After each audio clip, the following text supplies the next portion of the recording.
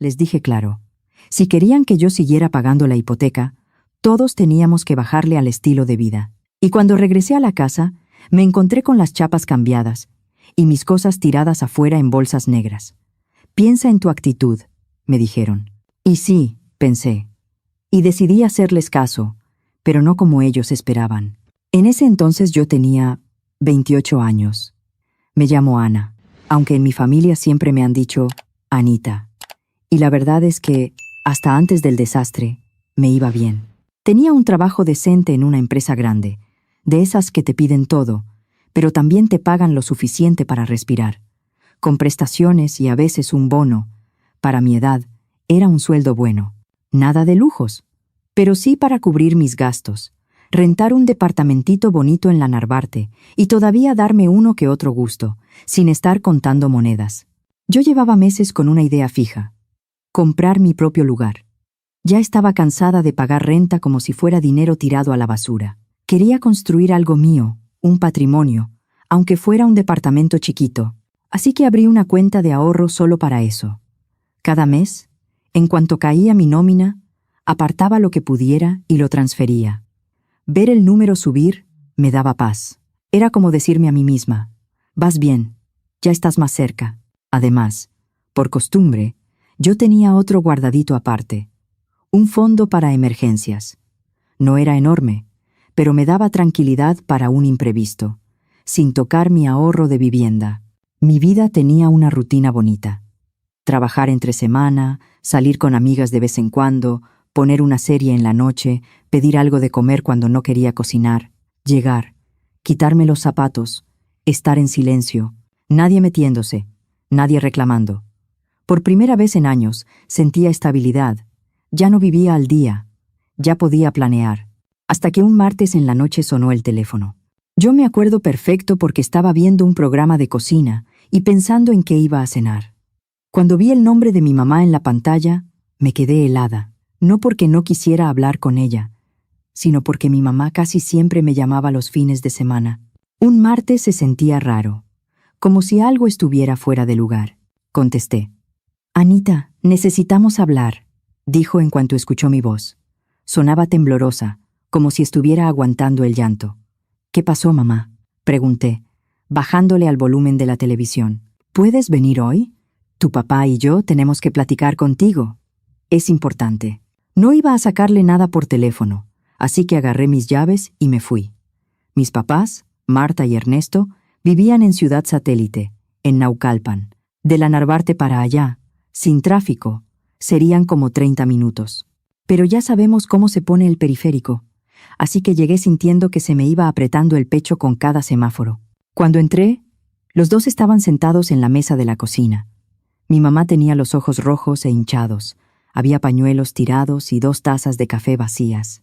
Mi papá se veía distinto, como si en unas semanas le hubieran echado encima varios años. «Siéntate, hija», dijo mi mamá, señalando la silla de enfrente. Me senté, y lo primero que pensé fue: esto está grave. ¿Qué está pasando? Me están asustando. Solté, sin poder evitarlo. Mi papá se aclaró la garganta, mirando sus manos. Me van a recortar del trabajo. Sentí como si me hubieran dado un golpe directo al estómago. Mi papá llevaba casi 20 años en la misma planta industrial, por la zona de Tlalnepantla. Era de esos hombres que no faltan, que no se quejan, que cumplen. ¿Cómo que te van a recortar? ¿Cuándo? ¿Por qué? Empecé a preguntar, una tras otra, como si hablando rápido pudiera deshacer la noticia. A fin del próximo mes, dijo, bajito. Están cerrando el área. Reestructuraron todo. Dicen que van a mover parte de la operación. Somos un montón los que nos quedamos fuera. Y desde hace semanas ya nos habían bajado horas. Mi mamá le apretó la mano como si con eso pudiera sostenerlo. Luego me miró. Y no es lo único, Anita. Ahí fue cuando me dio miedo de verdad. ¿Qué más?, pregunté, con el nudo en la garganta. Mi mamá respiró hondo. He estado con lo de la espalda. Ya ves que te dije, pero empeoró. El doctor me dijo que tengo que bajar horas. Ya no aguanto turnos completos en el restaurante. Hay días que apenas puedo estar de pie. La cocina se hizo chiquita, los dos perdiendo ingresos al mismo tiempo. Me quedé callada unos segundos, tratando de acomodar todo en mi cabeza. ¿Y qué van a hacer? No hay forma de... no sé. ¿Buscar otra cosa? ¿Y lo del doctor? ¿No hay tratamiento? Dije, porque necesitaba decir algo. Mi papá negó con la cabeza. Tu mamá lleva meses yendo y viniendo. Medicinas, terapias, estudios. Le recomendaron un procedimiento. En el público, la espera es larga, y en particular sale carísimo. Y entre eso y los gastos de la casa, se nos hizo bola. Mi mamá bajó la voz, como si le diera vergüenza decirlo. Estamos atrasados con la hipoteca. 2 mensualidades vencidas, con recargos. Si no nos ponemos al corriente, podemos perder la casa. Esa casa era la casa donde yo crecí. La sala donde me aventé mis primeras tareas, el patio donde mi mamá colgaba la ropa, el cuarto donde me encerré 1000 veces a llorar por cosas de adolescente. Pensar que podían perderla me revolvió el estómago. ¿Cuánto necesitan?, pregunté, aunque en el fondo ya sabía que no iba a gustarme la cifra. Mi papá me miró por fin a los ojos. 28,000 pesos al mes, solo de la hipoteca. Me quedé en blanco. 28,000. ¿Al mes?, repetí. Y aparte servicios, despensa. Y lo de tu mamá, agregó él, casi sin voz. 28,000 pesos era más de la mitad de lo que a mí me quedaba libre. Y aún así, viendo sus caras, sintiendo el miedo de ellos, no pude decir que no. Está bien, dije, y me escuché decirlo como si fuera otra persona. Yo les ayudo con la hipoteca, pero tiene que ser temporal. En lo que mi papá se acomoda y en lo que tú te estabilizas, mamá. El cambio en sus rostros fue inmediato. Mi mamá soltó el llanto, pero ahora de alivio. Mi papá se levantó y me abrazó con fuerza. Gracias, mi niña, me dijo al oído. Te lo vamos a pagar, en cuanto podamos. Asentí. Por fuera, tranquila. Por dentro, ya estaba haciendo cuentas a toda velocidad. Su hipoteca, mi renta, mis gastos, mi ahorro para vivienda, el que me hacía sentir que avanzaba, quedaba fuera de esto. Ese era mi límite. Lo demás iba a doler. Esa noche les hice una transferencia por el sistema de pagos electrónicos interbancarios desde mi aplicación del banco. Cubrí una mensualidad para frenar el atraso y quedamos en ir emparejando lo demás como se pudiera. Y así empezó todo. Los primeros meses fueron una pesadilla lenta. Lo que se suponía que era solo la hipoteca se convirtió en un hoyo sin fondo. Se descompuso el calentador de agua. Luego el refrigerador empezó a fallar. Después, hubo una gotera en el techo con una lluvia fuerte. Cada par de semanas había una urgencia, y como yo era la que tenía un sueldo estable, la mirada siempre terminaba en mí. Mi papá consiguió trabajo como guardia de seguridad, turno nocturno, en un supermercado. Le pagaban poco, nada que ver con lo que ganaba antes. Mi mamá cada vez podía menos. A veces llegaba con lágrimas de dolor, tratando de no hacer ruido para que nadie se preocupara, pero yo la escuchaba. A los 4 meses, yo ya estaba ahogada. Entre transferencias, arreglos, despensa y todo lo demás, me había gastado alrededor de 180,000 pesos de mi fondo de emergencia y de lo que yo guardaba para imprevistos. Y lo peor es que ya estaba agarrando de lo poquito que me quedaba, mes a mes, para poder pagar mi renta y lo básico.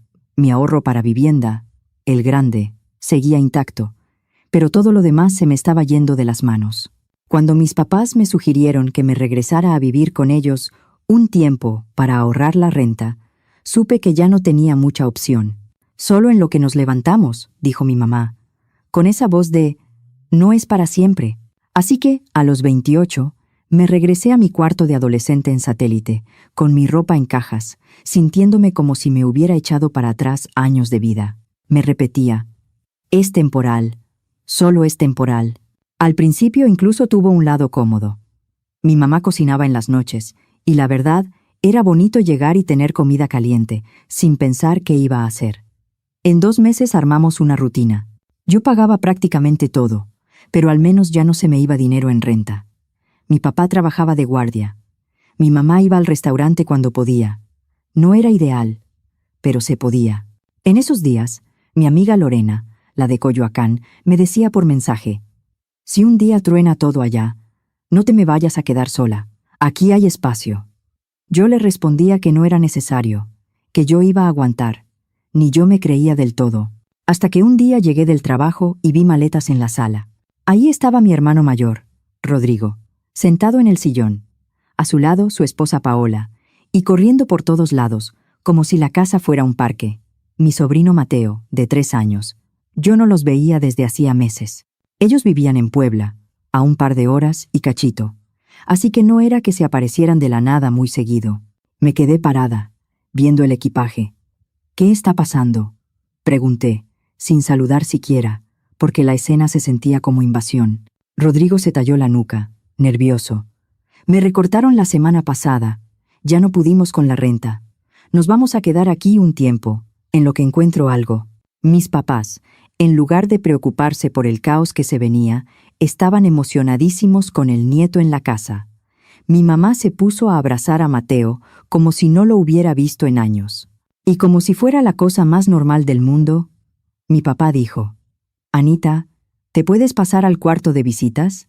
Es más chico, pero ellos necesitan más espacio». Me quedé mirando, tratando de entender la lógica. Yo era la que estaba pagando la hipoteca, los servicios, la despensa, lo que se atravesara. Y aún así, yo era la que tenía que hacerse chiquita. No dije nada, solo asentí.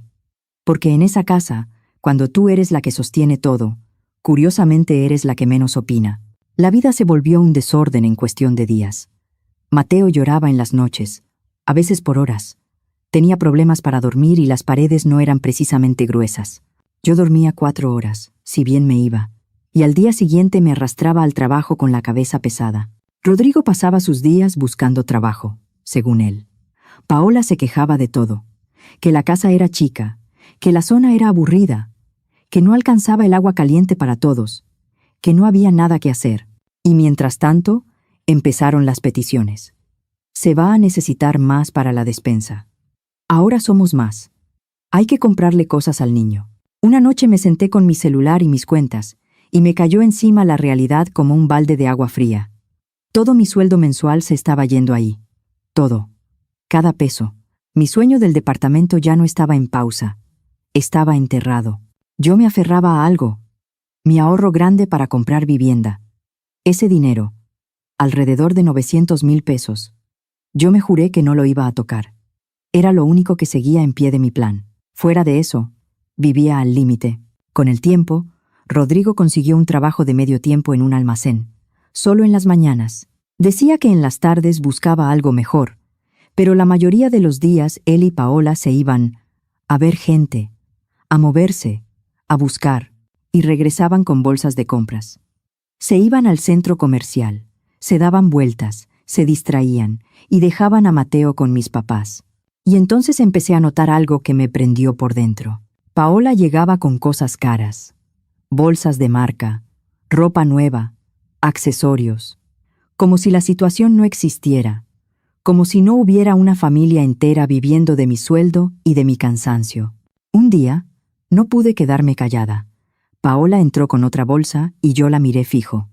¿Y eso de dónde salió?, le pregunté, intentando sonar tranquila. Ella se volteó con una cara helada. «Eso no es tu asunto». «Pues sí es, Paola», dije, con el calor subiéndome a la cara. «Porque aquí todos estamos viviendo juntos y...» Me cortó. «Yo no tengo que explicarte en qué gasto». Ahí fue cuando busqué a mi mamá en la cocina, cuando estuvimos solas. «Mamá, Rodrigo está poniendo algo para la casa, para la hipoteca, la despensa, servicios. Algo». Mi mamá se puso incómoda, como si le hubiera preguntado algo prohibido. Bajó la mirada. «Ahorita no puede, Anita. Su trabajo es poco, y ellos también tienen gastos». «¿Gastos de qué, mamá?», dije en voz baja, porque me daba coraje, pero me daba más miedo decirlo fuerte. «¿De bolsas de marca?». Mi mamá abrió la boca y la cerró. «No empieces». Sentí que algo dentro de mí se quebraba. Yo trabajaba a tiempo completo. Llegaba rendida, dormía mal, pagaba todo. Y mi hermano no podía contribuir mientras su esposa se daba gustos como si nada. Esa noche lo dije en la mesa, en la cena, porque ya no me cabía el silencio. «Rodrigo», dije, intentando mantener la voz pareja, ¿no crees que deberías aportar algo? Estamos todos aquí. Yo estoy pagando la despensa, la hipoteca, todo. Y Paola está comprando cosas caras. No terminé de hablar cuando se encendió el incendio. Rodrigo se levantó un poco del asiento, rojo de la cara. Ya, Anita, deja de meterte. Lo que yo haga con mi dinero no te importa. Paola asentía con la barbilla levantada, como si yo fuera la problemática. Siempre estás con lo mismo, dijo, fingiendo calma. Eres bien intensa con el dinero. Todo lo conviertes en números. Porque soy la única que está poniendo dinero aquí, contesté. ¿Cómo no me va a importar? Estoy pagando literalmente todo. Y lo más doloroso fue lo que vino después. Mis papás, en vez de decir, «Tienes razón», se pusieron de su lado. Mi mamá frunció la boca y soltó. «Ya basta, Anita. Estás siendo malagradecida. La familia no se ayuda para echarlo en cara». «Yo no lo estoy echando en cara, mamá», dije, con la voz ya temblándome. «Estoy pidiendo algo básico. Que sea parejo». Mi papá intervino con tono de autoridad, como si estuviera regañando a una niña. «Aquí nadie te obligó. Si estás en esta casa, es porque somos familia». Rodrigo se levantó y dijo, «Mejor vamos por unas pizzas y lo hablamos como adultos». Y claro, cuando dijo, «vamos», se refería a todos menos a mí. Mis papás agarraron sus cosas, Rodrigo y Paola también, y salieron. Dejaron a Mateo, porque según ellos, un niño de 3 años estorba cuando quieren platicar tranquilos. Así que ahí me quedé, sola en la casa, cuidando a un niño que no era mío, mientras el resto se iba a cenar con dinero que, de una forma u otra, yo había terminado cubriendo. Me senté en el sillón, viendo a Mateo jugar con sus carritos, y me di cuenta de lo enfermo que estaba todo. Yo era su banco, su soporte, su solución, y todavía querían que yo me sintiera culpable por hacer preguntas. Los siguientes meses fueron un desgaste constante. Rodrigo seguía en su trabajo de medio tiempo, pero jamás veía yo el esfuerzo real por encontrar algo mejor. Paola seguía llegando con compras. Mis papás seguían diciéndome, con cara seria, que no hiciera drama, y yo seguía transfiriendo, hipoteca, servicios, despensa. Yo seguía aguantando el llanto de Mateo de madrugada, los comentarios pasivo-agresivos, las miradas de «a ver cuánto más aguantas». Cuando llegó diciembre, yo estaba vacía. Iba a trabajar, regresaba a una casa llena de gente que me trataba como si yo fuera la mala, aunque yo estaba financiando la vida de todos. Un sábado por la mañana, mi mamá tocó mi puerta. «Baja, por favor. Vamos a tener una junta familiar». Bajé con el estómago apretado. Ahí estaban. Mis papás, Rodrigo, Paola y hasta Mateo jugando en el piso. Mi mamá sonrió de una manera que no le llegaba a los ojos. «Vamos a hablar de planes de vacaciones de Navidad». Casi me río, pero era de incredulidad. «¿Vacaciones?», dije. «Mamá, apenas estamos sosteniendo la casa». Mi papá carraspeó. «Justo por eso. Creemos que este año necesitamos una vacación de verdad. Algo bonito. Todos juntos». Paola se inclinó hacia adelante, emocionada. «Podemos ir a la Riviera Maya. Hay paquetes todo incluido. Y sería increíble que Mateo conociera el mar». La miré como si estuviera hablando de otro planeta. «¿Y con qué dinero?», pregunté, aunque ya presentía la respuesta. Mi mamá no se tardó. «Hemos estado viendo números. Para todos, podría salir en unos 240,000 pesos». Sentí que la sangre se me bajó a los pies. «¿240,000 pesos?», repetí. Mi mamá asintió como si estuviera diciendo, «Vamos por pan. Y sabemos que tú tienes tu ahorro. Anita, tú tienes esa cuenta. Lo que has juntado. No es tanto comparado con lo que tienes». Por un segundo, pensé que era una broma mala. Pero no. Estaban hablando en serio. Querían que yo sacara mi ahorro para vivienda, lo único que me quedaba en pie, para pagarles unas vacaciones. Ese dinero era mi futuro, mi salida, mi plan antes de que ellos me tragaran la vida. «Ese dinero es para mi departamento», dije, con la voz firme, a fuerza. «No es para vacaciones». Paola frunció la nariz. «Pero somos familia. ¿No crees que merecemos un respiro después de este año tan pesado?» «Paola», dije, mirándola directo, «tú no has trabajado un solo día desde que llegaste. Compras cosas carísimas mientras yo pago tu comida y tu techo. ¿De qué año pesado hablas?». Rodrigo golpeó la mesa con la mano, no fuerte, pero sí con coraje. «Ahí vas otra vez, siempre con el dinero». «Sí», contesté, sin gritar. «Con el dinero, porque soy la única que lo pone, Y ya estoy cansada. Mi mamá se llevó la mano al pecho, como si yo la hubiera ofendido profundamente. Anita, de verdad, estás poniendo el dinero por encima de la familia. La Navidad es para estar juntos. Yo he estado aquí, dije. Yo he pagado todo, todos los meses. Y aún así me hablan como si yo fuera la egoísta. Mis ahorros no se tocan. No voy a pagarles un viaje. La sala se quedó en silencio, solo Mateo haciendo ruiditos con sus juguetes. Mi papá habló con voz fría. Piénsalo. Te estás cerrando. A lo mejor en unos días recapacitas. No voy a cambiar de idea, dije. Ya puse límites. Me fui a mi cuarto y cerré la puerta. No la azoté, pero me temblaban las manos.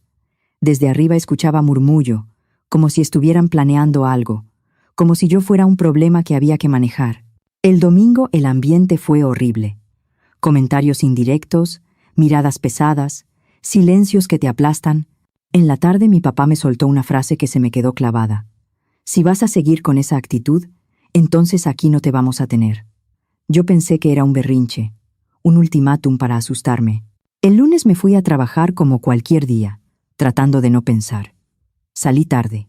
Regresé cansada, con ganas de llegar, cenar algo y tirarme un rato a ver televisión. Aunque vivir ahí era un infierno, había momentos chiquitos que me ayudaban a aguantar. Pero cuando llegué, algo se veía raro. Había bolsas negras en la entrada. Me acerqué y se me heló la espalda. No eran basura. Eran mis cosas, mi ropa, mis libros, mis cosas personales, amontonadas como si fueran trastes viejos que estorban. Saqué mi llave. La metí. No giró. Lo intenté otra vez. Nada. Me quedé con la llave en la mano, viendo la chapa como si fuera un mal chiste. No puede ser, murmuré. Empecé a tocar la puerta con fuerza. ¿Qué es esto? ¿Por qué están mis cosas afuera? Ábranme. Después de un rato, la puerta se abrió apenas, con la cadena puesta. Ahí apareció la cara de mi mamá. Detrás de ella, alcancé a ver a mi papá, a Rodrigo y a Paola, todos parados como si estuvieran en una escena ensayada. ¿Qué significa esto?, pregunté, señalando las bolsas. ¿Por qué mis cosas están aquí? La voz de mi mamá salió fría. Decidimos que necesitas pensar en tu comportamiento. Solté una risa de incredulidad. ¿Cómo? Has estado muy egoísta, dijo mi papá desde atrás. Te hemos visto cerrada. Pones el dinero por encima de la familia. ¿Me están corriendo? ¿Porque no quise pagarles un viaje?, pregunté, sintiendo el golpe en el pecho. Mi mamá levantó la barbilla. Te estamos dando tiempo para que reflexiones, para que entiendas qué es lo importante. Cuando entiendas que la familia va primero y estés dispuesta a apoyar, entonces hablamos de que regreses, agregó mi papá. Me quedé mirándolos por esa rendija. Esa gente a la que yo había sostenido, a la que yo había alimentado, por la que yo había sacrificado mi paz, me estaba dejando fuera por no tocar mis ahorros. ¿De verdad están haciendo esto?, dije, ya con la voz baja. Piensa bien, insistió mi mamá. Aquí te esperamos, cuando entres en razón. Y me cerró la puerta. Me quedé afuera, con mis bolsas negras en el piso, como si fuera una desconocida. Me quedé quieta unos segundos, tratando de procesarlo. Mis propios papás me habían cambiado la chapa y me habían sacado porque no quise darles 240,000 pesos para unas vacaciones. Al principio, me dieron ganas de llorar. Luego me dieron ganas de gritar, de pegarle a la puerta, de exigir, de suplicar. Pero entonces pasó algo raro. Me empecé a reír. Primero una sonrisa, luego una carcajada que no me salía de burla, sino de alivio. Ellos creían que me estaban castigando, pero me acababan de hacer algo que yo no había podido hacer por culpa, por costumbre, por esa idea de que la familia es primero aunque te reviente. Me acababan de soltar. Metí mis cosas al coche como pude. Manejé con las manos temblorosas, pero con la mente cada vez más clara. Me fui a casa de mi amiga Lorena, en Coyoacán. Cuando llegué con mis bolsas y le conté lo que pasó, Lorena abrió los ojos como plato. «No, Ana. Se pasaron», dijo, ayudándome a cargar. «Tu familia está fuera de control. Pero te voy a decir algo. Esto puede ser lo mejor que te pudo pasar». Esa noche dormí en su cuarto de visitas y sentí algo que no había sentido en meses. Silencio. Paz. Nadie pidiéndome dinero, nadie reprochando, nadie llorando de madrugada. Los siguientes días Fueron como salir de una pesadilla. Podía pensar con claridad. Lorena me dijo que me quedara el tiempo que necesitara, pero yo no quería vivir de nadie.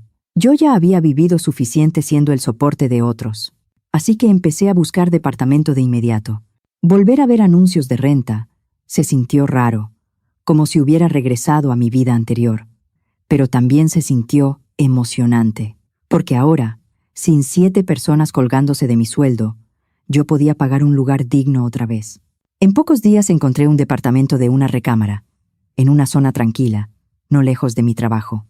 Me pidieron depósito y papeles, pero yo tenía cómo comprobar ingresos y lo pude resolver con una póliza. Pagué y firmé lo antes posible. El día que me mudé fue como volver a respirar. Mi espacio, mis reglas, mi silencio. Pude comer lo que quería, poner lo que quería en la televisión, dormirme temprano sin interrupciones. Nadie podía hacerme sentir culpable por decir no. Pasó más de una semana sin llamadas, sin mensajes, sin nada. Yo pensé, a lo mejor de verdad se van a quedar en esa postura absurda de dejarme fuera hasta que yo regrese a pedir perdón. Hasta que, todavía antes de Navidad, llegó el día de pago. Un martes por la mañana sonó mi teléfono. Era mi mamá. Su nombre estaba en la pantalla. Me quedé mirando unos segundos y, no sé por qué, contesté.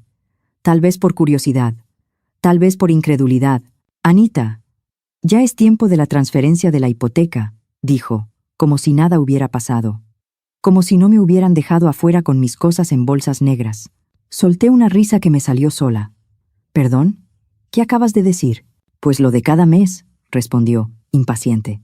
Ya sabes, mamá, dije despacio. Tú me corriste. Cambiaste la chapa. Sacaste mis cosas. ¿Por qué piensas que yo te voy a seguir pagando la hipoteca? Hubo silencio. Un silencio largo. Luego su voz se escuchó distinta, más nerviosa. Pero, es que no tenemos el dinero. Tú sabes que sin tu ayuda no podemos.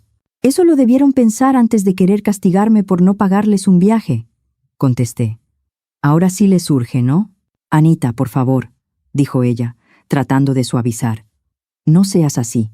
Podemos perder la casa. Entonces Rodrigo puede buscar un trabajo de tiempo completo, dije, firme. Y Paola puede dejar de gastar en cosas caras.